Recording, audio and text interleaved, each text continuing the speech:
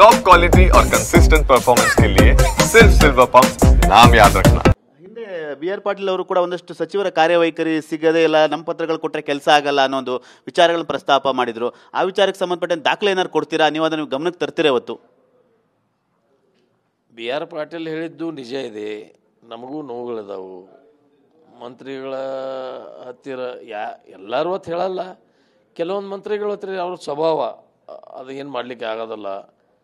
ಅಲ್ಲಿ ಲೆಟ್ರ್ ಕೊಟ್ಟರೆ ನಮ್ಮ ಕಡೆ ನೋಡೋದಲ್ಲ, ಅದನ್ನ ಏನೈತಿ ನೋಡೋದಿಲ್ಲ. ಹಂಗೆ ಆಯ್ತು ನೋಡ್ತೀವಿ ಅಂತ ಹೇಳ್ಕೊಂತ ಹೋಗಿಬಿಡ್ತಾರೆ. ಇದೆಲ್ಲ ಬದಲಾಗಬೇಕು, ನಮಗೂ ಸಮಯ ಕೊಡಬೇಕು. ಎಲ್ಲ ಪಬ್ಲಿಕ್ದಲ್ಲಿ ನಾವು ಹೋಗಿ ನಮ್ಮ ನೋವನ್ನು ಹೇಳ್ಕೊಳಕ್ಕೆ ಆಗೋದಲ್ಲ. ಎಮ್ ಎಲ್ ಎಗಳೇ ಅಂತಲೇ ಒಂದು ಸಮಯ ಕೊಡಬೇಕು ಅನ್ನುವಂಥದ್ದೇ ನನ್ನ ಅನಿಸಿಕೆ. ಮೊನ್ನೆನೂ ನಾನು ಅದನ್ನೇ ಹೇಳಿದ್ದೀನಿ. ಸರ್, ಈಗ ನಿಮ್ಮದೇ ಯಾವುದೇ ರೀತಿ ವೈಯಕ್ತಿಕ ಕೆಲಸ ಇಲ್ಲ, ಮತ್ತು ಕ್ಷೇತ್ರದ ಕೆಲಸದ ವಿಚಾರವಾಗಿ ನೀವು ಮಾತಾಡುವಂಥದ್ದು ಹೋಗುವಂಥದ್ದು. ಈ ನಿಮ್ಮಂಥ ಹಿರಿಯವರಿಗೆ ಈ ರೀತಿ ಆದರೆ ಬೇರೆಯವ್ರಿಗೆ ಹೇಗೆ ನೋವಾಗಲ್ವಾ, ಹೇಗೆ ಅಂತೇಳಿ? ಸಾಕಷ್ಟು ಆಗೈತಿ.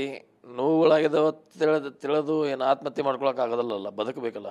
ಬದುಕಿ ಮತ್ತೆ ಹೋರಾಟ ಮಾಡಿ ಮತ್ತು ಆ ಜನರಿಗೆ ಏನು ನಾನು 30 ವರ್ಷದಿಂದ ಅಲ್ಲಿ ಒಬ್ಬ ಜನಪ್ರತಿನಿಧಿಯಾಗಿ ಬರ್ತಾ ಇದ್ದೀನಿ. ಆ ಜನರಿಗೆ ಇನ್ನೂ ಹೆಚ್ಚಿಗೆ ಏನೇನು ಸೌಲಭ್ಯಗಳು ಬೇಕು, ಎಲ್ಲ ಮೂಲಭೂತ ಸೌಲಭ್ಯಗಳು ಏನೇನು ಬೇಕು ಅದನ್ನು ಕೊಡಿಸುವಂಥ ಕೆಲಸ ನಾವು ಸರ್ಕಾರದವ್ರು ಮಾಡಬೇಕು. ಸರ್ಕಾರ ಪಾರದರ್ಶಕವಾಗಿ ನಡಿಬೇಕು. ಸರ್ಕಾರದ ಆಡಳಿತ ಚುಕ್ಕಾಣಿ ಸರಿಯಾಗಬೇಕು. ನಮ್ಮ ಆಡಳಿತದಲ್ಲಿ ವ್ಯವಸ್ಥೆಗಳು ಯಾವ ಅಧಿಕಾರಿತ್ವವಾದಾಗ ಇಮಿಡಿಯೇಟ್ ನಮ್ಗೆ ಸ್ಪಂದಿಸಿ ಕೆಲಸ ಮಾಡುವಂಥ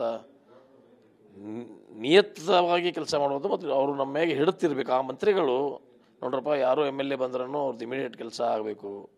ಒಂದೊಂದು ಫೈಲ್ ವರ್ಷಗಟ್ಟಲೆ ನೀವು ಇಟ್ಕೊಂಡು ಕೂತ್ರೆ ಅವ್ರಿಗೆ ಮನಸ್ಸಿಗೆ ನೋವು ಆಗೋಲ್ಲ ಅಂತ ಮಾತನ್ನು ಆ ಇಲಾಖೆಯ ಮಂತ್ರಿಗಳ ಆ ಇಲಾಖೆಯ ಕಂಟ್ರೋಲ್ ಮಾಡಬೇಕು.